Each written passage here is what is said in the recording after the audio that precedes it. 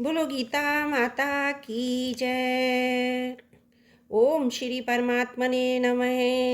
गीता जी का संपूर्ण पाठ 18 अध्याय। बोलो गीता माता की जय। वसुदेव सुतं देवं कंस चारुण मर्दनं देवकी परमानंदं कृष्णं वंदे जगद्गुरुं कृष्णं वंदे जगद्गुरुं। ओम श्री परमात्मने नमः। श्रीमद् भगवद गीता प्रथमो अध्याय। धृतराष्ट्र बोले, हे संजय, धर्म भूमि कुरुक्षेत्र में एक कर्तव्य युद्ध की इच्छा वाले मेरे और पांडु के पुत्रों ने क्या किया।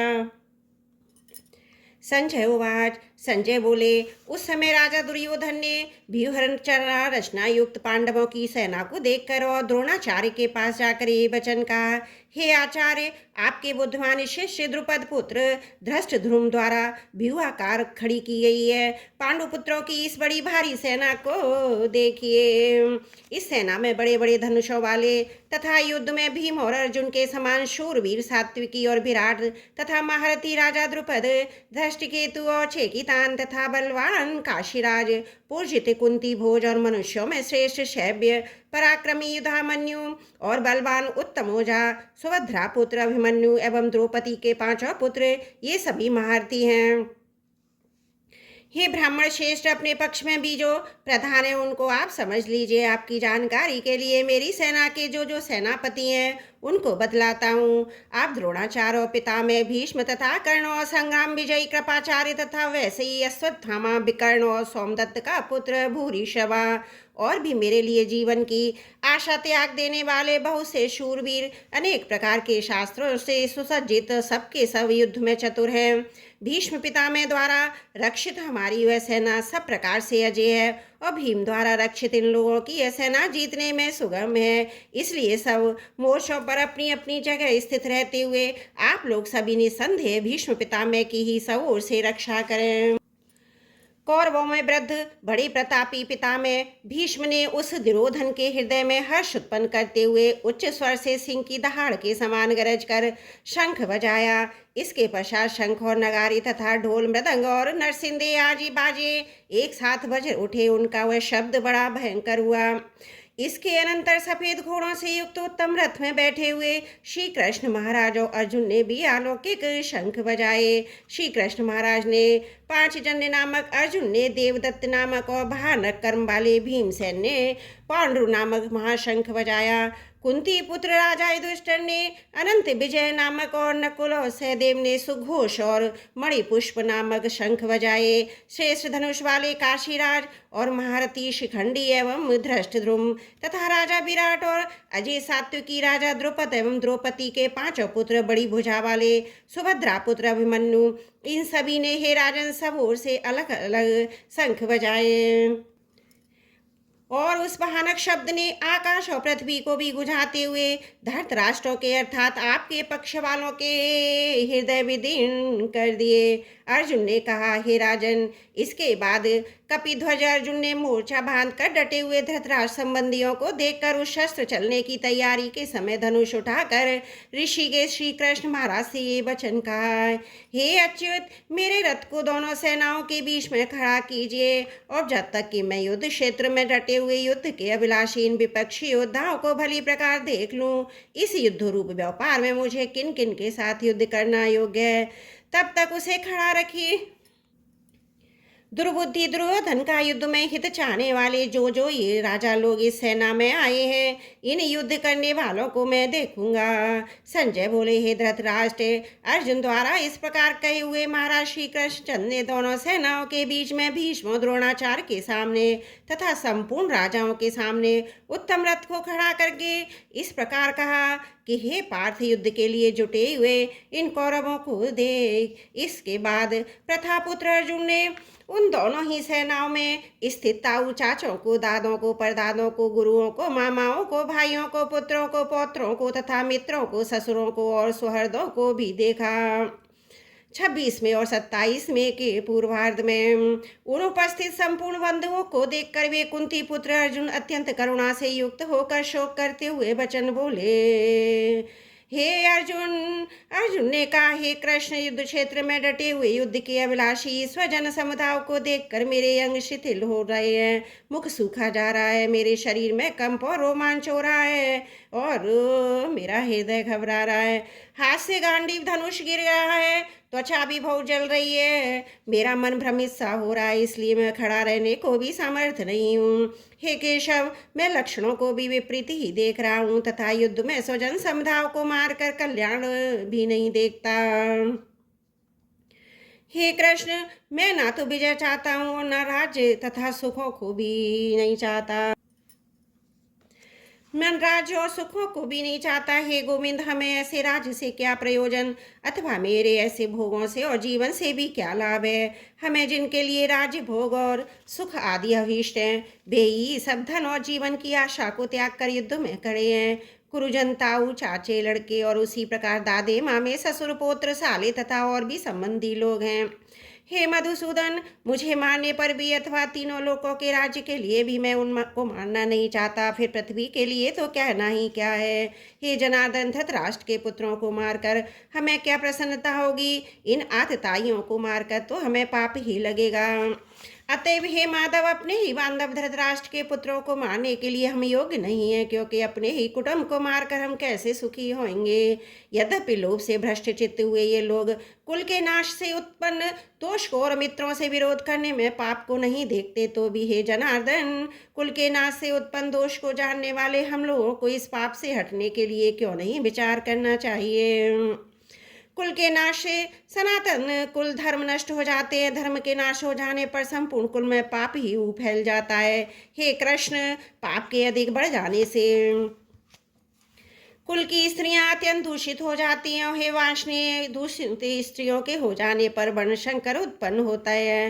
वर्णशंकर कुल घातियों को कुल को नरक में ले जाने के लिए होता है। लुप्त हुई पिंड और जल की क्रिया वाले अर्थात श्राद्ध और तर्पण से वंचित इनके पितरलोक भी अधोगति को प्राप्त होते हैं। इन वर्णशंकर कारक दोषों से कुल घातियों के सनातन कुल धर्म और जाति धर्म नष्ट हो जाते हैं। हे जनार्दन, जिनका कुल धर्म नष्ट हो गया, ऐसे मनुष्यों का अनिश्चित काल तक नरक में वास होता है, ऐसा हम सुनते आए हैं। ये शोक, हम लोग बुद्धिमान होकर भी महान पाप करने को तैयार हो गए हैं, जो राज्य और सुख के लोभ से स्वजनों को मारने के लिए उद्धत हो गए हैं। यदि मुझे शस्त्र रहित एवं सामना न करने वाले को शस्त्र हाथ में लिए हुए धृतराष्ट्र के पुत्र रण में मार डाले, तो मैं मारना भी मेरे लिए और अधिक कल्याणकारक होगा।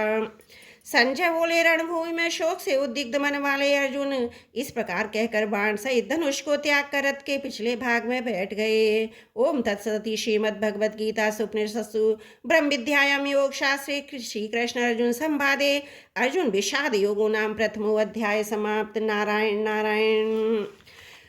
ओम श्री परमात्मने नमः। अथ द्वितीयो अध्याय। संजय बोले, उस प्रकार करुणा से व्याप्त आंसुओं से पूर्ण तथा व्याकुल नेत्रों वाले शोक युक्त उस अर्जुन के प्रति भगवान मधुसूदन ने ये वचन कहा। श्री भगवान बोले, हे अर्जुन, तुझे इस असमय में इस मोह किस हेतु से प्राप्त हुआ, क्योंकि ना तो यह श्रेष्ठ पुरुषों द्वारा आचरित है, ना स्वर्ग को देने वाला है, ना ही कीर्ति को करने वाला ही है। इसलिए हे अर्जुन, नपुंसकता को मत प्राप्त हो तो उसमें यह उचित नहीं जान पड़ती।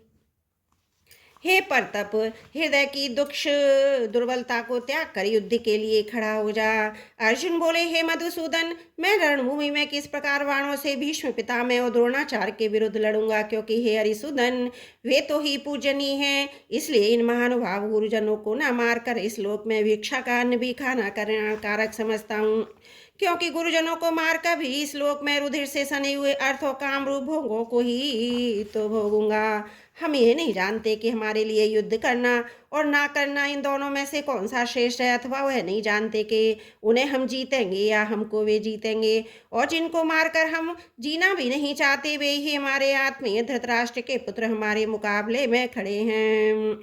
इसलिए कायरता रूप दोष से उपहत हुए स्वाप बाला तथा धर्म के विषय में मोहित चित्त हुआ मैं आपसे पूछता हूँ, जो साधन निश्चित कारण कारक हो वह मेरे लिए कहिए, क्योंकि मैं आपका शिष्य हूँ। इसलिए आपके शरण हुए मुझको शिक्षा दीजिए, क्योंकि भूमि में निष्कंटक धन धान्य संपन्न राज्य को देवताओं के स्वामी पने को प्राप्त होकर भी मैं उस उपाय को नहीं देखता हूँ जो मेरी इंद्रियों के सुखाने वाले शोक को दूर कर सके। संजय बोले, हे राजन, निंद्रा को जीतने वाले अर्जुन, अंतर्यामी श्री कृष्ण महाराज के प्रति इस प्रकार कहकर फिर श्री गोविंद भगवान से युद्ध नहीं करूंगा यह स्पष्ट कहकर चुप हो गए।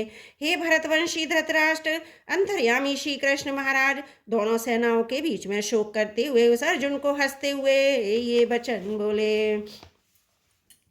श्री भगवान बोले, हे अर्जुन, तू ना शोक करने योग्य है, मनुष्यों के लिए शोक करता है और पंडितों के से वचनों को कहता है, परंतु जिनके प्राण चले गए उनके लिए और जिनके प्राण नहीं गए उनके लिए भी पंडित जन शोक नहीं करते। ना तो ऐसा ही है कि मैं किसी काल में नहीं था, तू नहीं था, अथवा ये राजा लोग नहीं थे, और ना ऐसा ही कि इससे आगे हम सब नहीं रहेंगे। जैसे जीवात्मा की इस देह में बालकपन, जवानी और वृद्धावस्था में होती है, वैसे ही उन शरीर की प्राप्ति होती है। इस विषय में धीर पुरुष मोहित नहीं होता। हे कुंती पुत्र, सर्दी गर्मी सुख दुख को देने वाले इंद्रियों विषयों के संयोग तो उत्पत्ति विनाशील और अनित्य है, इसलिए हे भारत, तू इनको सहन कर, क्योंकि हे पुरुष श्रेष्ठ, दुख सुख को समान समझने वाले जिस धीर पुरुष को ये इंद्रिय विषयों के संयोग व्याकुल नहीं करते वह मोक्ष के योग्य होता है। असत वस्तु की तो सत्ता ही नहीं है और सत का अभाव नहीं है। इस प्रकार इन दोनों का ही तत्वज्ञानी पुरुषों द्वारा देखा गया है। नाश रहित तू तो उसको जान जिससे वह संपूर्ण जगत दृश्य वर्ग व्याप्त है। इस अविनाशी का विनाश करने में कोई समर्थ नहीं है। इस नाश रहित अप्रमेय नित्य स्वरूप जीवात्मा के ये सब शरीर नाशवान कहे गए हैं। इसलिए भरतवंशी अर्जुन, तू युद्ध कर। जो इस आत्मा को मारने वाला समझता था और तथा जिसको मरा मानता है, वे ही दोनों ही जानते, क्योंकि वह आत्मा वास्तव में ना तो किसी को मारता है ना किसी के द्वारा मारा जाता है। ये आत्मा किसी काल में भी ना तो जन्मता है और न मरता है, ना ये उत्पन्न होकर फिर होने वाले इसके, क्योंकि ये अजन्मा नित्य सनातन और पुरातन है। शरीर के मारे जाने पर भी यह नहीं मारा जाता। ये प्रथा पुत्र अर्जुन, जो पुरुष इस आत्मा को नाश रहित नित्य अजन्मा अभव्य जानता है, पुरुष कैसे किसको मरवाता है और कैसे किसको मारता है। जैसे मनुष्य अपने पुराने वस्त्रों को त्याग कर दूसरे नए वस्त्रों को ग्रहण करता है, वैसे ही जीवात्मा अपने पुराने शरीरों को त्याग कर दूसरे नए शरीरों को प्राप्त होती है। इस आत्मा को शस्त्र नहीं काटते, इसको आग नहीं जला सकती, इसको जल नहीं गला सकता और वायु नहीं सुखा सकती, क्योंकि ये आत्मा अच्छेद्य है। ये आत्मा अधाय अग्लेध्य और निस्संदेह अशोष्य है, और ये आत्मा नित्य सर्वव्यापी अचल स्थिर रहने वाला सनातन है। ये आत्मा व्यक्त, यह आत्मा अचिंत्य है और आत्मा विकार रहित कहा जाता है। इससे हे अर्जुन, इस आत्मा को उपयुक्त प्रकार से जानकर तू शोक करने को योग्य नहीं है, अर्थात तुझे शोक करना उचित नहीं है। किंतु यदि तू इस आत्मा को जानने वाला और जन्मने वाला तथा मरने वाला मानता है, तो भी ये महाभाव, तू इस प्रकार शोक करने को योग्य नहीं है, क्योंकि इस मान्यता के अनुसार जन्मे हुए की मृत्यु निश्चित है और मरे हुए का जन्म निश्चित है। इससे भी इस बिना उपाय वाले विषय में तू शोक करने को योग्य नहीं है। हे अर्जुन, संपूर्ण प्राणी जन्म से पहले अप्रकट थे और मरने के बाद भी अप्रकट हो जाने वाले हैं, केवल बीच में ही प्रकट है। फिर ऐसी स्थिति में क्या शोक करना है। कोई एक महापुरुष इस आत्मा को आश्चर्य की भांति देखता है, वैसे ही दूसरा कोई महापुरुष ही इस तत्व का आश्चर्य की भांति वर्णन करता है, तथा दूसरा कोई अधिकारी पुरुष ही इसे आश्चर्य की भांति सुनता है, और कोई कोई तो सुनकर भी इसको नहीं जानता। हे अर्जुन, ये आत्मा सबके शरीरों में सदा ही अवध्य है। इस कारण संपूर्ण प्राणियों के लिए तू शोक करने के योग्य नहीं है, तथा अपने धर्म को देखकर भी तू भय करने योग्य नहीं है, अर्थात तुझे भय नहीं करना चाहिए, क्योंकि क्षत्रिय के लिए धर्मयुक्त युद्ध से बढ़कर दूसरा कोई कल्याणकारी कर्तव्य नहीं है। हे पार्थ, अपने आप प्राप्त हुए खुले हुए स्वर्ग के द्वार रूप इस प्रकार के युद्ध को भाग्यवान क्षत्रिय लोग ही पाते हैं।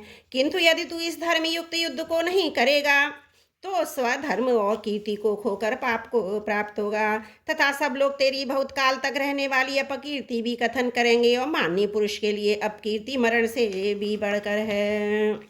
और जिसकी दृष्टि में तू पहले ही सम्मानित होकर इस लघुता को प्राप्त होगा, वे महारथी लोग तुझे भय के कारण युद्ध से हटा हुआ मानेंगे। तेरे बैरी लोग तेरे सामर्थ्य की निंदा करते हुए तुझे बहुत से न कहने योग्य वचन भी कहेंगे। उससे अधिक दुख और क्या होगा। या तो तू युद्ध में मारा जाकर स्वर्ग को प्राप्त होगा, अथवा संग्राम में जीतकर पृथ्वी का राज्य भोगेगा। इस कारण हे अर्जुन, तू युद्ध के लिए निश्चय करके खड़ा हो जा। जय पराजय, लाभ हानि, सुख दुख को समान समझकर इसके बाद युद्ध के लिए तैयार हो जा। इस प्रकार युद्ध करने से तू पाप को नहीं प्राप्त होगा। हे पार्थ, यह बुद्धि तेरे लिए ज्ञान योग के विषय में कही गई है। अब तू इसको कर्म योग के विषय में सुन। जिस बुद्धि से युक्त हुआ तू कर्मों के बंधन को भली भांति त्याग देगा, अर्थात सर्वदा नष्ट कर डालेगा। इस कर्म योग में आरंभ का अर्थात बीज का नाश नहीं है, उल्टा फल स्वरूप दोष भी नहीं है, बल्कि इस कर्म योग रूप धर्म का थोड़ा सा भी साधन जन्म मृत्यु रूप महान भय से रक्षा कर लेता है। हे अर्जुन, इस कर्म योग में निश्चात्मिकता बुद्धि एक ही होती है, किंतु अस्थिर की विचार वाले विवेकहीन सकाम मनुष्यों की बुद्धियां निश्चय ही बहुत भेदों वाली और अनंत होती हैं। हे अर्जुन, जो भोगों में तन्मय हो रहे हैं, जो कर्मफल के प्रशंसक वेद वाक्यों में ही प्रीति रखते हैं, जिनकी बुद्धि में स्वर्ग ही परम प्राप्य वस्तु है, जो स्वर्ग से बढ़कर दूसरी कोई वस्तु ही नहीं है, ऐसा कहने वाले हैं, वे अविवेकी जन इस प्रकार की पुष्पित अर्थात दिखाऊ शोभा युक्त वाणी को कहा करते हैं, जो कि जन्म रूप कर्मफल देने वाली भोग तथा ऐश्वर्य की प्राप्ति के लिए नाना प्रकार की बहुत सी क्रियाओं का वर्णन करने वाली है। उस वाणी द्वारा जिसका चित्त हर लिया गया है, जो भोग ऐश्वर्य में अत्यंत आसक्त हैं, उन पुरुषों की परमात्मा में निश्चयात्मिकता बुद्धि नहीं होती है। हे अर्जुन, भेद उपयुक्त विषयों से तीनों गुणों के कार्य रूप समस्त भोगों एवं उनके साधनों का प्रतिपादन करने वाले हैं। इसलिए तू उन भोगों एवं उनके साधनों में आसक्तिहीन, हर्ष शोक आदि द्वंद्वों से रहित, नित्य वस्तु परमात्मा में स्थित योग क्षेम को न जानने वाला, स्वाधीन अंतकरण वाला हो। सब ओर से परिपूर्ण जलाशय के प्राप्त हो जाने पर छोटे जलाशय में मनुष्य का जितना प्रयोजन रहता है, ब्रह्म को तत्व से जानने वाले ब्राह्मण का समस्त वेदों में उतना ही प्रयोजन रह जाता है।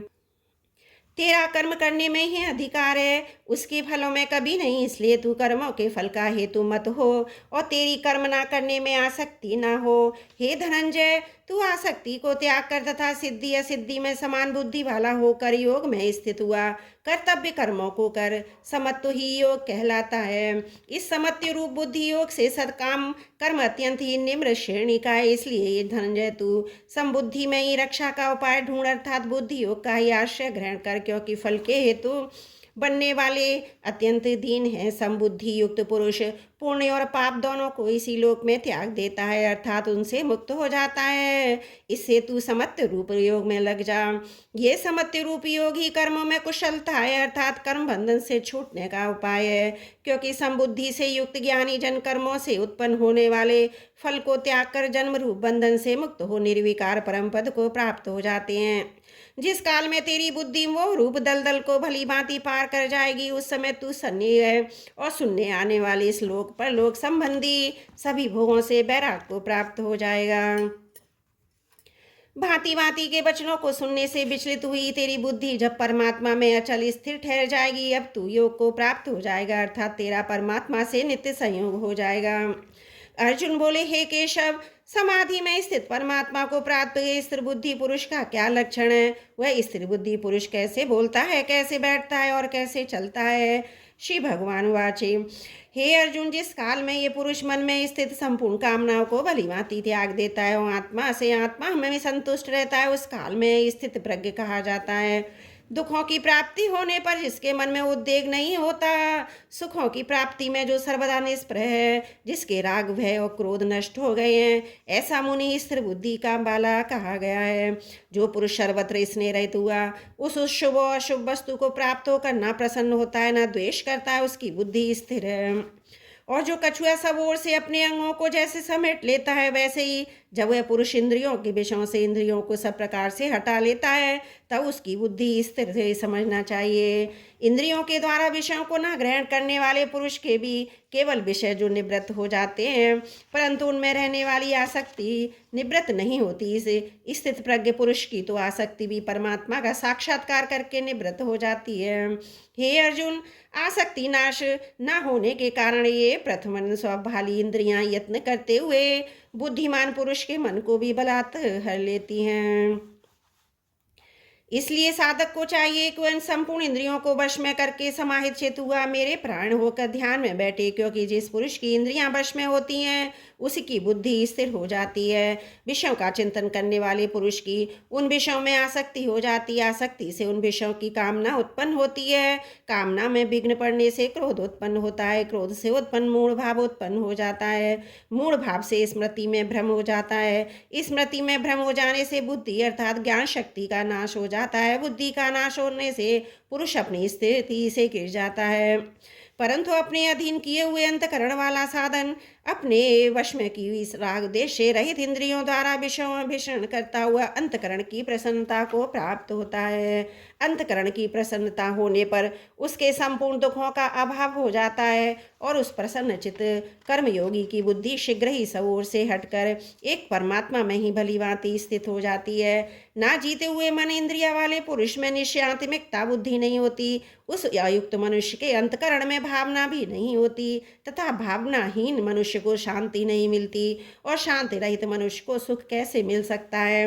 क्योंकि जैसे जल में चलने वाली नाव को वायु हर लेती है, वैसे ही विषयों में विचरती हुई इंद्रियों में से मन जिस इंद्रिय के साथ रहता है वह एक ही इंद्रिय इस अयुक्त पुरुष की बुद्धि को हर लेती है। इसलिए महाभाव, जिस पुरुष की इंद्रियों के विषयों में से सब प्रकार निग्रह की गई हैं उसकी बुद्धि स्थिर है। संपूर्ण प्राणियों के लिए जो रात्रि के समान है उस नित्य ज्ञान स्वरूप परमानंद की प्राप्ति में स्थित प्रज्ञ योगी जागता है। और जिस नाशवान सांसारिक सुख की प्राप्ति में सब प्राणी जागते हैं।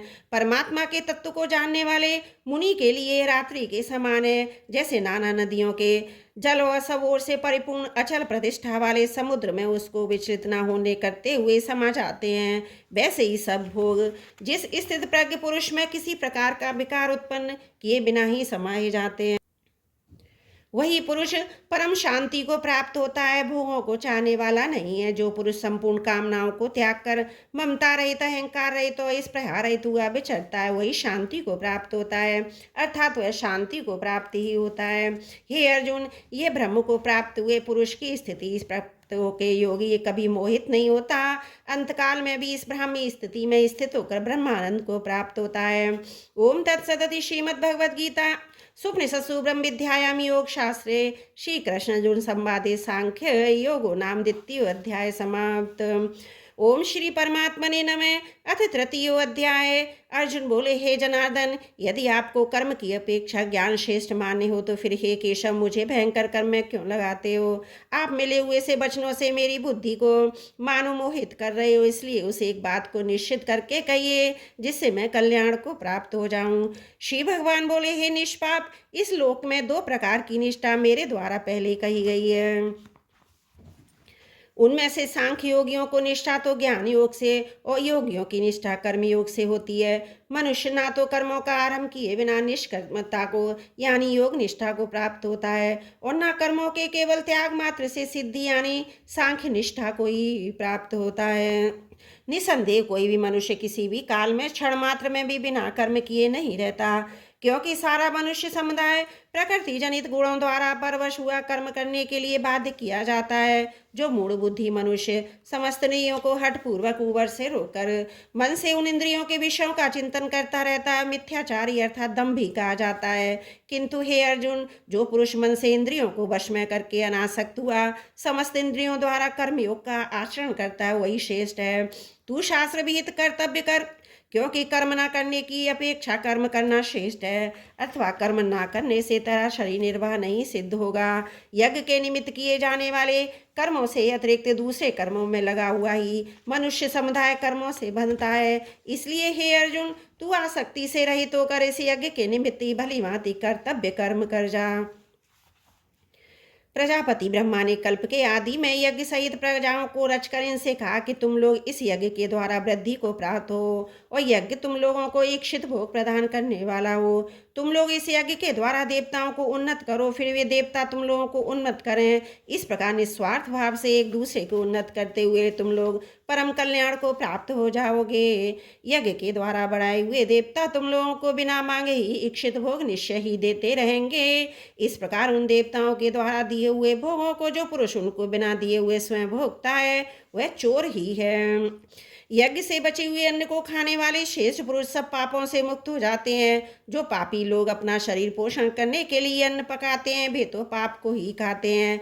संपूर्ण प्राणी अन्न से उत्पन्न होते हैं। अन्न की उत्पत्ति वृष्टि से होती है, वृष्टि यज्ञ से, और यज्ञ विहित कर्मों से उत्पन्न होने वाला कर्म समुदाय को तू वेद से उत्पन्न और वेद को अविनाशी परमात्मा से उत्पन्न हुआ जान। इससे सिद्ध होता है कि सर्वव्यापी परम अक्षर परमात्मा सदा ही यज्ञ में प्रतिष्ठित हैं। हे पार्थ, जो मनुष्य इस लोक में इस प्रकार परंपरा से परिचित षष्ठी चक्र के अनुकूल नहीं बरतता और कर्तव्य का पालन नहीं करता हुआ इंद्रियों के द्वारा भोगों में रमण करने वाला पापायु पुरुष व्यर्थ ही जीता है। परंतु जो पुरुष आत्मा में ही रमण करने वाला है, आत्मा में ही तृप्त है, आत्मा में ही संतुष्ट है, उसके लिए कोई कर्तव्य नहीं है। उस महापुरुष का इस विश्व में ना तो कर्म करने से कोई प्रयोजन रहता है, न कर्मों के ना करने से ही कोई प्रयोजन रहता है, तथा संपूर्ण प्राणियों में भी उसका किंचित मात्र भी स्वार्थ का संबंध नहीं रहता है। इसलिए तू निरंतर आसक्ति से रहित होकर सदा कर्तव्य कर्म को भली भांति करता रहे, क्योंकि आसक्ति से रहित होकर कर्म करता हुआ मनुष्य परमात्मा को प्राप्त हो जाता है। जनकादि ज्ञानी जन भी आसक्ति रहित कर्म द्वारा ही परम सिद्धि को प्राप्त हुए थे। इसलिए तथा लोक संग्रह को देखते हुए भी तू कर्म करने को ही योग्य है, अर्थात तुझे कर्म करना ही उचित है। और श्रेष्ठ पुरुष जो जो आचरण करता है अन्य पुरुष भी वैसा वैसा ही आचरण करते हैं। वह जो कुछ प्रमाण देता है समस्त मनुष्य समुदाय उसी के अनुसार बरतने लग जाता है। हे अर्जुन, मुझे इन तीनों लोकों में ना तो कोई कर्तव्य है, ना कोई भी प्राप्त करने योग्य वस्तु अप्राप्त है, तो भी मैं कर्म में भी बरतता हूँ। क्योंकि हे पार्थ, यदि कदाचित मैं सावधान होकर कर्मों में न बरतूं तो बड़ी हानि हो जाए, क्योंकि मनुष्य सब प्रकार से मेरे ही मार्ग का अनुसरण करते हैं। इसलिए यदि मैं कर्म न करूं तो ये सब मनु नष्ट भ्रष्ट हो जाएं। मैं संकरता का करने वाला हूं तथा समस्त प्रजा को नष्ट करने वाला बनूं। हे भारत, कर्म में आसक्त हुए अज्ञानी जन जिस प्रकार कर्म करते हैं, आसक्ति रहित विद्वान भी लोग संग्रह करना चाहता हुआ उसी प्रकार कर्म करे। परमात्मा के स्वरूप में अटल स्थित हुए ज्ञानी पुरुष को वह भी शास्त्र वेद कर्मों में आसक्ति वाले अज्ञानियों की बुद्धि में भ्रम अर्थात कर्मों में अश्रद्धा उत्पन्न न करे, किंतु स्वयं शास्त्र विहित समस्त कर्म भली भांति करता हुआ उनसे भी वैसे ही करवावे। वास्तव में संपूर्ण कर्म सब प्रकार से प्रकृति के गुणों द्वारा किए जाते हैं, तो भी उनका अंतकरण अहंकार से मोहित हो रहा है। ऐसे अज्ञानी मैं करता हूँ ऐसा मानता है, परंतु ये महाभाव गुण विभाग और कर्म विभाग के तत्व को जानने वाला ज्ञानी योगी संपूर्ण गुण ही गुणों में बरत रहे हैं ऐसा समझकर उनमें आसक्त नहीं होता। प्रकृति के गुणों से अत्यंत मोहित हुए मनुष्य गुणों में और कर्मों में आसक्त रहते हैं। उन पूर्णतया न समझने वाले मंदबुद्धि अज्ञानियों को पूर्णतया जानने वाला ज्ञानी विचलित न कर सके। मुझ अंतर्यामी परमात्मा में लगे हुए चित्त द्वारा संपूर्ण कर्मों को मुझ में अर्पण करके आशा रहित, ममता रहित और संताप रहित होकर युद्ध कर। जो कोई मनुष्य दोष दृष्टि से रहित और श्रद्धा युक्त होकर मेरे इस मत का सदा अनुसरण करते हैं वे भी संपूर्ण कर्मों से छूट जाते हैं। परंतु जो मनुष्य मुझ में दोषारोपण करते हुए मेरे ही इस मत के अनुसार नहीं चलते, उन मूर्खों को तू संपूर्ण ज्ञानों से मोहित और नष्ट ही समझ। सभी प्राणी प्रकृति को प्राप्त होते हैं अर्थात अपने स्वभाव के परवश हुए कर्म करते हैं। ज्ञानवान भी अपनी प्रकृति के अनुसार चेष्टा करता है, फिर इसमें किसी को हट क्या करेगा। इंद्रिय के अर्थ में अर्थात प्रत्येक इंद्रिय के विषय में राग द्वेष छिपे हुए स्थित हैं। मनुष्य को उन दोनों के वश में नहीं होना चाहिए, क्योंकि वे दोनों ही इसके कल्याण मार्ग में विघ्न करने वाले महान शत्रु हैं। अच्छी प्रकार आचरण करते हुए दूसरे के धर्म से गुण रहित भी अपना धर्म अति उत्तम है। अपने धर्म में ना तो मरना भी कल्याणकारक है और दूसरे का धर्म भय को देने वाला है।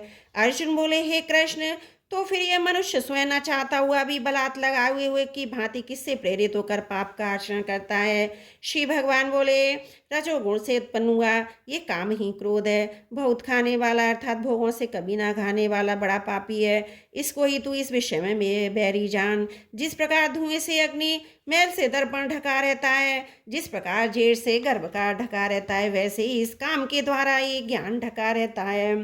अर्जुन, इस अग्नि के समान कभी न पूर्ण होने वाले काम रूप ज्ञानियों के नित्य वैरी के द्वारा मनुष्य का ज्ञान ढका हुआ है। इंद्रियां, मनोबुद्धि ये सबके वास स्थान कहे गए हैं।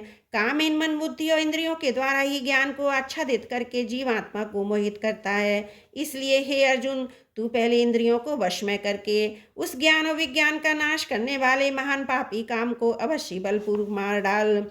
इंद्रियों के स्थूल शरीर से पर यानी श्रेष्ठ, बलवान और सूक्ष्म कहते हैं। इन इंद्रियों पर मन है, मन से भी पर बुद्धि है और बुद्धि से भी अत्यंत पर आत्मा है। इस प्रकार बुद्धि से पर अर्थात सूक्ष्म, बलवान और अत्यंत श्रेष्ठ आत्मा को जानकर और बुद्धि के द्वारा मन को वश में करके हे महाभाव, तू इस काम रूप दुर्जय शत्रु को मार डाल। ओम तत्सदचि श्रीमद्भगवद गीता सुपनिषत्सु ब्रह्म विद्यायाम योग शास्त्रे श्री कृष्ण संवादे कर्म योगो नाम तृतीयो अध्याय समाप्त।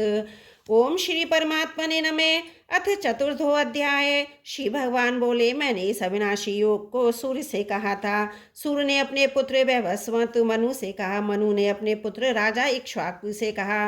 हे परम तप अर्जुन, इस प्रकार परंपरा से प्राप्त इस योगों को राजऋषियों ने जाना, किंतु उसके बाद यह योग बहुत काल से इस पृथ्वी लोक में लुप्त प्राय हो गया। तू मेरा भक्त और प्रिय सखा है, इसलिए वही ये पुरातन योग आज मैंने तुझको कहा है, क्योंकि ये बड़ा ही उत्तम रहस्य अर्थात गुप्त रखने योग्य विषय है। अर्जुन बोले, आपका जन्म तो अर्वाचीन अभी हाल का है और सूर्य का जन्म बहुत पुराना है अर्थात कल्प के आदि में हो चुका था। तब मैं इस बात को कैसे समझूं कि आप ही ने कल्प के आदि में सूर्य से ये योग कहा था। श्री भगवान बोले, हे परम तप अर्जुन, मेरे और तेरे बहुत से जन्म हो चुके हैं, उन तू सबको नहीं जानता, किंतु मैं जानता हूँ।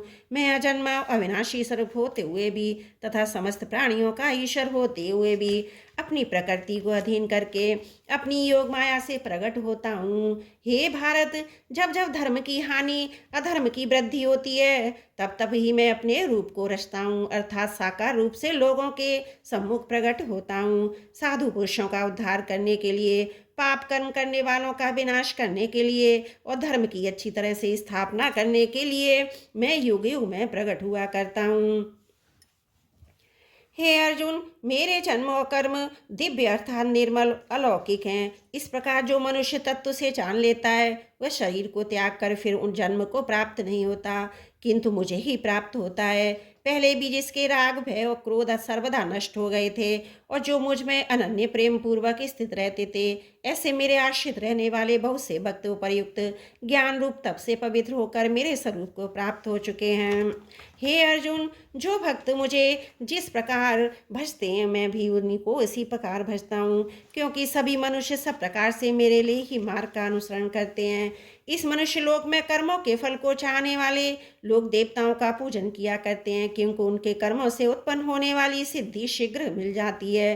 ब्राह्मण, क्षत्रिय, वैश्य और शूद्र इन चार वर्णों का समूह गुणों कर्मों के विभाग पूर्वक मेरे द्वारा रचा गया है। इस प्रकार उस सृष्टि रचनादि कर्म का कर्ता होने पर भी मुझे अविनाशी परमेश्वर को तू वास्तव में करता ही जान।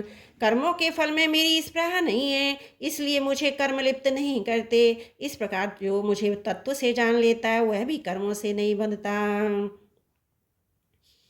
पूर्व काल में मुमुक्षुओं ने भी इस प्रकार जानकर ही कर्म किए, इसलिए तू भी पूर्वजों द्वारा सदा से किए जाने वाले कर्मों को ही कर।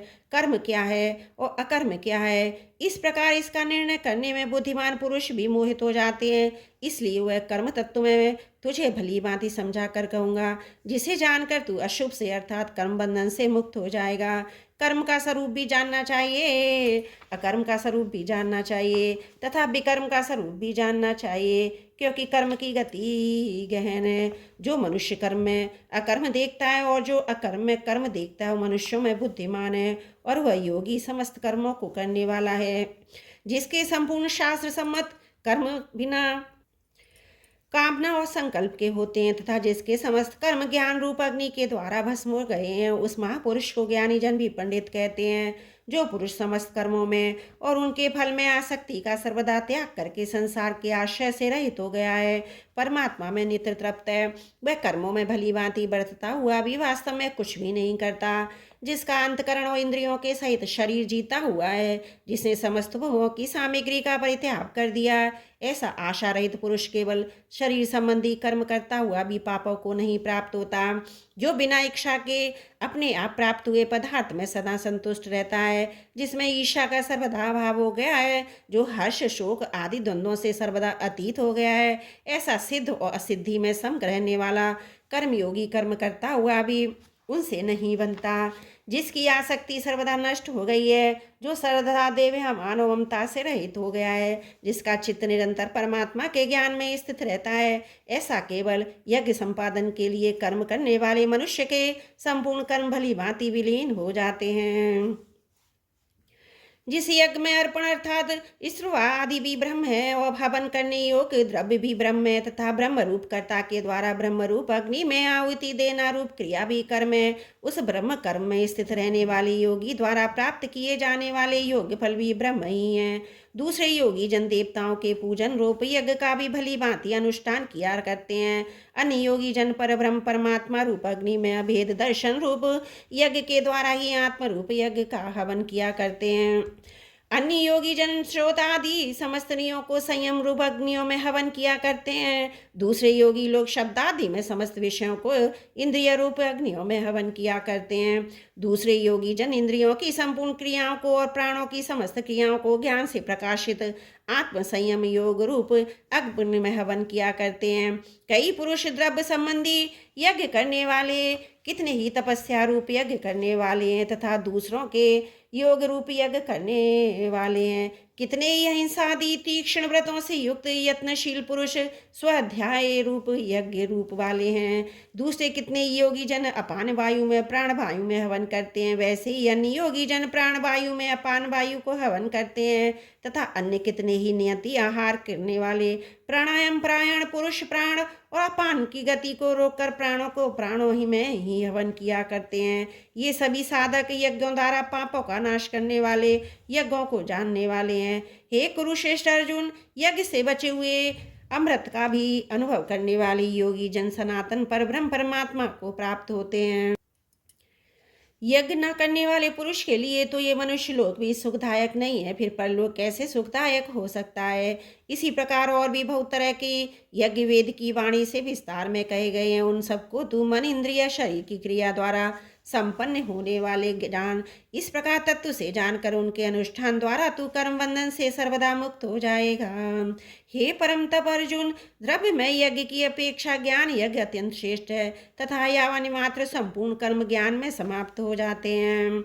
इस ज्ञान को तू तत्वदर्शी ज्ञानियों के पास जाकर समझ, उनको भली भांति दंडवत प्रणाम करने से, उनकी सेवा करने से और कपट छोड़कर सरलता पूर्वक प्रश्न करने से वे परमात्मा तत्व को भली भांति जानने वाले ज्ञानी महात्मा तुझे इस तत्व ज्ञान का उपदेश करेंगे, जिसको जानकर भी तू इस प्रकार मोह को नहीं प्राप्त होगा। हे अर्जुन, जिस ज्ञान यज्ञ के द्वारा संपूर्ण भूतों को निश्चित भाव से पहले अपने में, पीछे वो सच्चिदानंद घर परमात्मा में देखेगा। यदि तू अन्य सब पापियों से भी अधिक पाप करने वाला है तो भी तू ज्ञान रूप नौका द्वारा निसंदेह संपूर्ण पाप समुद्र से भली भांति तर जाएगा। क्योंकि हे अर्जुन, जैसे प्रज्वलित अग्नि ईंधनों को भस्म में कर देता है, वैसे ही ज्ञान रूप अग्नि संपूर्ण कर्मों को भस्म कर देता है। इस संसार के ज्ञान के समान पवित्र करने वाला निसंदेह कुछ भी नहीं है। इस ज्ञान को कितने ही काल से कर्मयोग के द्वारा शुद्ध अंतःकरण हुआ मनुष्य अपने आप में ही आत्मा में पा लेता है। जितेंद्रिय साधन परायण और श्रद्धावान मनुष्य ज्ञान को प्राप्त होता है तथा ज्ञान को प्राप्त होकर वह बिना विलंब के तत्काली भगवत प्राप्ति रूप परम शांति को प्राप्त हो जाता है। विवेकहीन और श्रद्धा रहित संशय युक्त मनुष्य परमात्मा से अवश्य भ्रष्ट हो जाता है। ऐसे संशय युक्त मनुष्य के लिए यह लोक है, न परलोक है, न ही सुख ही है। हे धनंजय, जिसने कर्मयोग की विधि से समस्त कर्मों का परमात्मा में अर्पण किया है, जिसने विवेक द्वारा समस्त संशयों का नाश कर दिया, ऐसे वश में किए अंतकरण वाले पुरुष को कर्म नहीं बांधते। इसलिए हे भरतवंशी अर्जुन, तू हृदय में स्थित इस अज्ञान जनित अपने संशय का विवेक ज्ञान रूप तलवार द्वारा छेदन करके समत्व रूप कर्म योग में स्थित हो जा और युद्ध के लिए खड़ा हो जा। ओम तम सिद्धि श्रीमद् भगवद गीता सुपनिषत्सु ब्रह्म विद्यायाम योग शास्त्रे श्री कृष्ण अर्जुन संवादे ज्ञान कर्म संन्यास योगो नाम चतुर्थो अध्याय समाप्त। ओम श्री परमात्मने नमः। अथ पंचमो अध्याय। अर्जुन बोले, हे कृष्ण, आप कर्मों के संन्यास की फिर कर्मयोग की प्रशंसा करते हैं, इसलिए इन दोनों में से जो एक मेरे लिए भली भांति निश्चित कल्याणकारक साधन हो उसको कहिए। श्री भगवान बोले, कर्म संन्यास कर्म योग ये दोनों ही परम कल्याण के करने वाले हैं, परंतु उन दोनों में भी कर्म संन्यास से कर्म योग साधन में सुगम होने से श्रेष्ठ है। हे अर्जुन, जो पुरुष ना किसी से द्वेष करता है ना किसी की आकांक्षा करता है, वह कर्मयोगी सदा सन्यासी ही समझने योग्य है, क्योंकि राग द्वेष आदि द्वंद्वों से रहित पुरुष सुखपूर्वक संसार बंधन से मुक्त हो जाता है। उपयुक्त संन्यास कर्मों को और कर्मयोग को मूर्खता पृथक पृथक फल देने वाले कहते हैं। एक पंडित जन, क्योंकि दोनों में से एक भी सम्यक प्रकार से स्थित पुरुष दोनों के फल रूप परमात्मा को प्राप्त होता है। ज्ञान योगियों द्वारा जो परम धाम प्राप्त किया जाता है, कर्म योगियों द्वारा भी वही प्राप्त किया जाता है। इसलिए जो पुरुष ज्ञान योग कर्म योग को फल रूप में एक देखता है, वही यथार्थ देखता है। परंतु हे अर्जुन, कर्मयोग के बिना संन्यास अर्थात मन इंद्रिय शरीर द्वारा होने वाले संपूर्ण कर्मों में कर्तापन का त्याग प्राप्त होना कठिन है। भगवत स्वरूप को मनन करने वाला कर्मयोगी परब्रह्म परमात्मा को शीघ्र ही प्राप्त हो जाता है। जिसका मन अपने वश में है, जो जितेंद्रिय एवं विशुद्ध अंतकरण वाला है और संपूर्ण प्राणियों का आत्म रूप परमात्मा ही जिसका आत्मा है, ऐसा कर्मयोगी कर्म करता हुआ भी लिप्त नहीं होता। तत्व को जानने वाला सांख्य योगी जो देखता हुआ है, सुनता हुआ, स्पर्श करता हुआ, सूंघता हुआ, भोजन करता हुआ, गमन करता हुआ, सोता हुआ, श्वास लेता हुआ, बोलता हुआ, त्यागता हुआ, ग्रहण करता हुआ तथा आंखों को खोलता हुआ, मूंदता हुआ भी सब इंद्रियां अपने अपने अर्थों में बरत रही हैं। इस प्रकार ने समझकर निसंदेह ऐसा माने कि मैं कुछ भी नहीं करता हूँ। जो पुरुष सब कर्मों को परमात्मा में अर्पण करके और आसक्ति को त्याग कर कर्म करता है, वह पुरुष जल से कमल के पत्ते की भांति पाप से लिप्त नहीं होता। कर्मयोगी ममत्व बुद्धि रहित केवल इंद्रिय मन बुद्धि और शरीर द्वारा भी आसक्ति को त्याग कर अंतकरण की शुद्धि के लिए कर्म करते हैं। कर्मयोगी कर्मों के फल का त्याग करके भगवत प्राप्ति शांति को प्राप्त होता है। सकाम पुरुष कामना की प्रेरणा से फल में आसक्त होकर बंधता है। अंतकरण जिसके वश में है, ऐसा सांख्य योग का आचरण करने वाला पुरुष ना तो करता हुआ न करवाता हुआ ही नव द्वारों वाले शरीर रूप घर में सब कर्मों को मन से त्याग कर आनंद पूर्वक सच्चिदानंद घन परमात्मा के स्वरूप में स्थित रहता है। परमेश्वर मनुष्यों को इतना कर्तापन की न कर्मों की न कर्म फल के कर्म संयोग की रचना करते हैं, किंतु स्वभाव ही बरत रहा है। सर्वव्यापी परमेश्वर भी ना किसी के पाप कर्म को ना किसी के शुभ कर्म को ही ग्रहण करता है, किंतु अज्ञान के द्वारा ज्ञान ढका हुआ है, उसी से सब अज्ञानी मनुष्य मोहित हो रहे हैं। परंतु जिनका ये अज्ञान परमात्मा के तत्व ज्ञान द्वारा नष्ट कर दिया गया है, उनका यह ज्ञान सूर्य के सदर्श सच्चिदानंद घन परमात्मा को प्रकाशित कर देता है। जिनका मन तद्रुप हो रहा है, जिसकी बुद्धि तद्रुप हो रही है सच्चिदानंद घन परमात्मा में, जिनकी निरंतर एक ही भाव से स्थिति है, ऐसे तत्परायण पुरुष ज्ञान के द्वारा पाप रहित होकर पुनरावृत्ति को अर्थात परम गति को प्राप्त होते हैं। वे ज्ञानी जन विद्या विनय युक्त ब्राह्मण में तथा गौ हाथी कुत्ते चांडाल में भी समदर्शी हो जाते हैं। जिनका मन संभाव में स्थित है, उनके द्वारा इस जीवित अवस्था में ही संपूर्ण संसार जीत लिया गया है, क्योंकि सच्चिदानंद घन परमात्मा निर्दोष और समय इससे वे सच्चिदानंद घन परमात्मा में ही स्थित हैं। जो पुरुष प्रिय को प्राप्त होकर हर्षित नहीं हो और प्रिय को प्राप्त होकर उदित न हो, स्थिर बुद्धि संशय रहित ब्रह्मवेत्ता पुरुष सच्चिदानंद घन परमात्मा में भी एक ही भाव से नित्य स्थित है। बाहर के विषयों में आसक्ति रहित अंतकरण वाला साधक आत्मा में स्थित दो ध्यान जनित सात्विक आनंद है, उसको प्राप्त होता है। तदंतर वह सच्चिदानंद परमात्मा पर ब्रह्म परमात्मा के ध्यान रूप योग में अभिन्न भाव से स्थित पुरुष अक्षय आनंद का अनुभव करता है। जो ये इंद्रिय तथा विषयों के संयोग से उत्पन्न होने वाले सब भोग हैं, यद्यपि विषयी पुरुषों को सुख रूप भासते हैं तो भी दुख के ही होते हैं, अर्थात अंत वाले, अर्थात अनित्य हैं। इसलिए हे अर्जुन, बुद्धिमान को विवेक की पुरुष नहीं रमता। जो साधक इस मनुष्य शरीर में शरीर का नाश होने से पहले पहले ही काम क्रोध से उत्पन्न होने वाले वेग को सहन करने में समर्थ हो जाता है, वही पुरुष योगी है, वही सुखी है। जो पुरुष अंतरात्मा में ही सुख वाला है, आत्मा में ही रमण करने वाला है तथा जो आत्मा में ही ज्ञान वाला है, वह सच्चिदानंद परमात्मा के साथ एक ही भाव से प्राप्त सांख्य योगी शांत ब्रह्म को प्राप्त होता है। जिनके सब पाप नष्ट हो गए हैं, जिनके सब संशय ज्ञान के द्वारा निवृत्त हो गए हैं, जो संपूर्ण प्राणियों के हित में रहते हैं और जिनका जीता हुआ मन निश्चल भाव से परमात्मा में स्थित है, वे ब्रह्मवेत्ता पुरुष शांत ब्रह्म को प्राप्त होते हैं। काम क्रोध से रहित जीते हुए चित्त वाले परब्रह्म परमात्मा का साक्षात्कार किए हुए ज्ञानी पुरुषों के लिए सब ओर से शांत परब्रह्म परमात्मा ही परिपूर्ण है। बाहर के विषय भोगों को न चिंतन करता हुआ बाहर ही निकाल कर और नेत्रों की दृष्टि को भ्रकुटी के बीच में स्थित करके तथा नासिका में स्थित विचरने वाला प्राण अपान भाव को सम करके जिसकी इंद्रियां मन और बुद्धि जीती हुई हैं, ऐसा जो मोक्ष प्राण मुनि इच्छा भय और क्रोध से रहित हो गया है, वह सदा मुक्त ही है। मेरा भक्त मुझको सब यज्ञ और तपों को भोगने वाला, संपूर्ण लोगों के ईश्वरों को भी ईश्वर और संपूर्ण भूत प्राणियों का सुहृद अर्थात स्वार्थ रहित दयालु और प्रेमी, ऐसा तत्व से जानकर शांति को प्राप्त होता है। ओम तत्सदिति श्रीमद्भगवद्गीता सुपनिषत्सु ब्रह्म विद्यायां योग शास्त्रे श्री कृष्ण अर्जुन संवादे कर्म संन्यास योगो नाम पंचमो अध्याय समाप्त। ओम श्री परमात्मने नमः। अथ षष्ठो अध्याय। श्री भगवान बोले, जो पुरुष कर्म फल का आश्रय न लेकर कन्या योग कर्म करता है वह सन्यासी तथा योगी है, और केवल अग्नि का त्याग करने वाला सन्यासी नहीं है तथा केवल क्रियाओं का त्याग करने वाला योगी नहीं है। हे अर्जुन, जिसको सन्यास ऐसा कहते हैं उसी को तू योग जान, क्योंकि संकल्पों का त्याग न करने वाला कोई भी पुरुष योगी नहीं होता।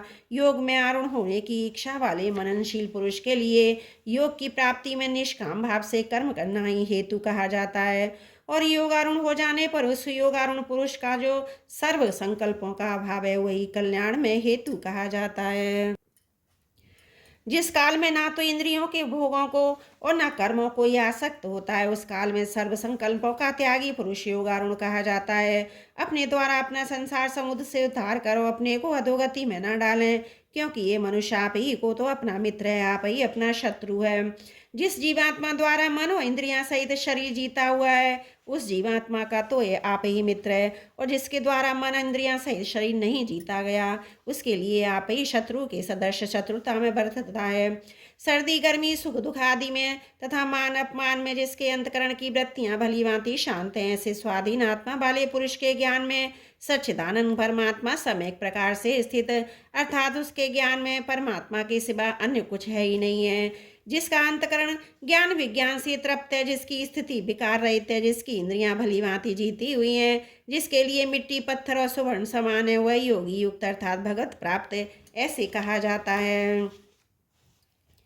सुहृद मित्र वैरी उदासीन मध्यस्थ द्वेष और बंधुगणों में धर्मात्माओं में और पापियों में भी समान भाव रखने वाला अत्यंत श्रेष्ठ है। मन और इंद्रियों सहित शरीर को बस में रखने वाला आशा रहित और संग्रह रहित योगी अकेला ही एकांत में स्थित होकर आत्मा को निरंतर परमात्मा में लगावे।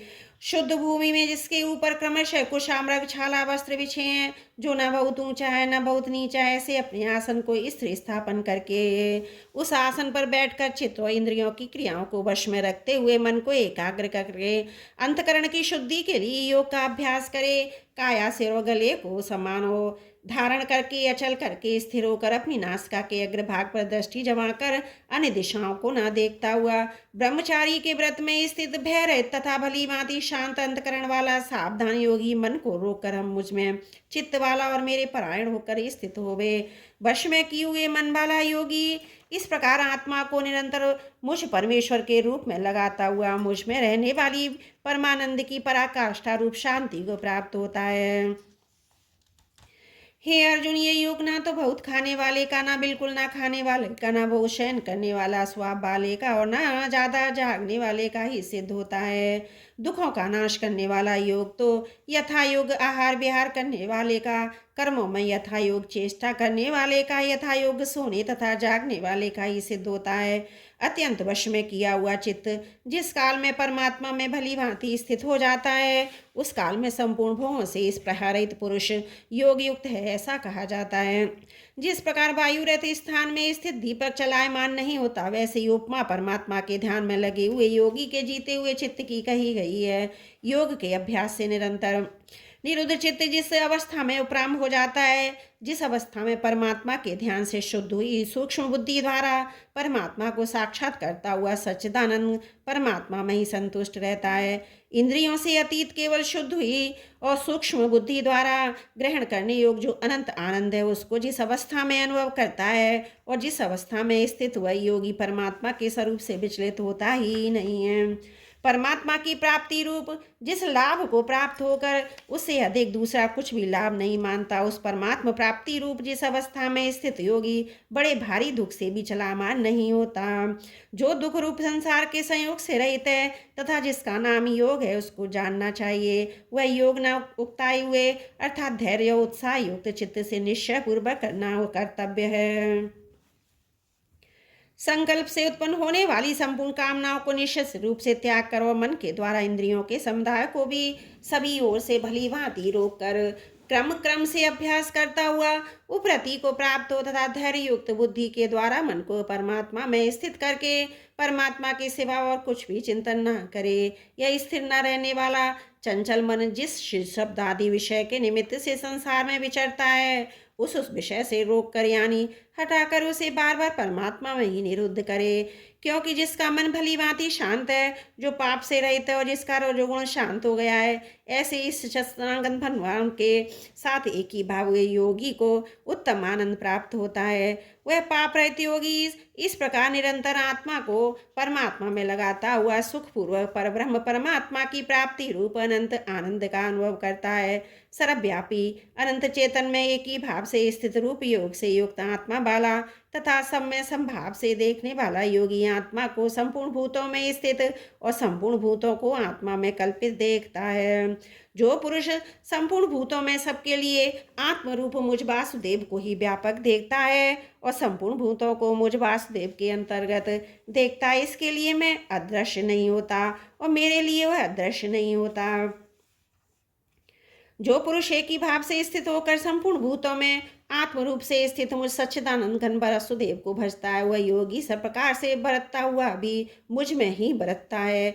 हे अर्जुन, जो योगी अपनी भली भांति संपूर्ण भूतों में सब देखता है, सुख हो अथवा दुख को भी सम देखता है, वह योगी परम श्रेष्ठ माना गया है। अर्जुन बोले, हे मधुसूदन, जो ये योग अपने संभाव से कहा गया है, मन के चंचल होने में भी इसकी नित्य स्थिति को नहीं देखता हूँ। क्योंकि हे श्री कृष्ण, ये मन चंचल है, प्रमथन स्वभाव वाला, बड़ा दृढ़ और बलवान है, इसलिए इसका वश में करना भी वायु को रोकने की भांति अत्यंत दुष्कर मानता हूँ। श्री भगवान बोले, हे महाभावो, निसंदेह मन चंचल और कठिनता से वश में होने वाला है, परंतु हे कुंती पुत्र अर्जुन, ये अभ्यास और वैराग्य से वश में होता है। जिसका मन वश में किया हुआ नहीं है, ऐसे पुरुष द्वारा योग दुष्प्राप्य है और वश में किए हुए मन वाले प्रयत्नशील पुरुष द्वारा साधन से इसका प्राप्त होना सहज है, मेरा मत है। अर्जुन बोले, हे श्री कृष्ण, जो योग में श्रद्धा रखने वाला है किंतु संयम ही नहीं है, इस कारण जिसका मन अंतकाल में योग से विचलित हो गया है, ऐसा साधक योग की सिद्धि को अर्थात भगवत साक्षात्कार को न प्राप्त होकर किस गति को प्राप्त होता है। ये महाभाव, क्या ये भगवत प्राप्ति के मार्ग में मोहित तो आश्चर्य रहित पुरुष छिन्न भिन्न बादल की भांति दोनों ओर से भ्रष्ट होकर नष्ट हो नहीं हो जाता है। हे श्री कृष्ण, मेरे इस संशय को संपूर्ण रूप से छेदन करने के लिए आप ही योग्य हैं, क्योंकि आपके सिवा दूसरा इस संशय का छेदन करने वाला मिलना संभव नहीं है। श्री भगवान बोले, हे पार्थ, उस पुरुष का ना तो इस लोक में नाश होता है ना परलोक में ही, क्योंकि हे प्यारे, आत्मोद्धार के लिए अथवा भगवत प्राप्ति के लिए कर्म करने वाला कोई भी मनुष्य दुर्गति को प्राप्त नहीं होता। योग भ्रष्ट पुरुष पुण्यवानों के लोकों को अर्थात स्वर्ग आदि उत्तम लोकों को प्राप्त होकर उनमें बहुत वर्षों तक निवास करके फिर शुद्ध आचरण वाले श्रीमान पुरुषों के घर में जन्म लेता है, अथवा वैराग्यवान पुरुष उन लोकों में न जाकर ज्ञानवान योगी के ही कुल में जन्म लेता है। परंतु इस प्रकार का जो ये जन्म है, जो संसार में निसंदेह अत्यंत दुर्लभ है, वहाँ उस पहले शरीर में संग्रह किए हुए बुद्धि संयोग को अर्थात संबुद्धि रूप योग के संस्कारों को अनायास प्राप्त हो जाता है। और हे कुरुनंदन, उसके प्रभाव से फिर परमात्मा की प्राप्ति और शुद्ध रूप से पहले से भी बढ़कर प्रयत्न करता है। वह श्रीमानों के घरों में जन्म लेने वाला योग भ्रष्ट पराधीन हुआ भी इस पहले के अभ्यास से भी निसंदेह भगवान की ओर आकर्षित किया जाता है, तथा संबुद्धि रूप योग का जिज्ञासु भी वेद में कहे हुए सकाम कर्मों के फल को उल्लंघन कर जाता है। परंतु प्रयत्न पूर्वक अभ्यास करने वाला योगी तो पिछले अनेक जन्मों के संस्कार बल से इसी जन्म में संसिद्धि होकर संपूर्ण पापों से सिद्ध हो फिर तत्काल ही परम गति को प्राप्त हो जाता है। योगी तपस्वियों में श्रेष्ठ है, शास्त्र ज्ञानियों में श्रेष्ठ माना गया है, सकाम करने वालों से भी योगी श्रेष्ठ है। इससे हे अर्जुन, तू योगी बन। संपूर्ण योगियों में जो भी श्रद्धावान योगी मुझ में लगे हुए अंतरात्मा से मुझको निरंतर भजता है, वह योगी मुझे परम श्रेष्ठ मान्य है। ओम तत्सदति श्रीमद् भगवद गीता सुपनिषत्सु ब्रह्म विद्यायाम योग शास्त्रे श्री कृष्ण अर्जुन संवादे आत्म संयम योगो नाम षष्ठो अध्याय समाप्त। हे नारायण, हे नारायण। वसुदेव सुतं देवं कंसचारुणमर्दनं देवकी परमानंदं कृष्णं वन्दे जगद्गुरुं, कृष्णं वन्दे जगद्गुरुं। त्रुटियों के लिए क्षमा प्रार्थी हूँ।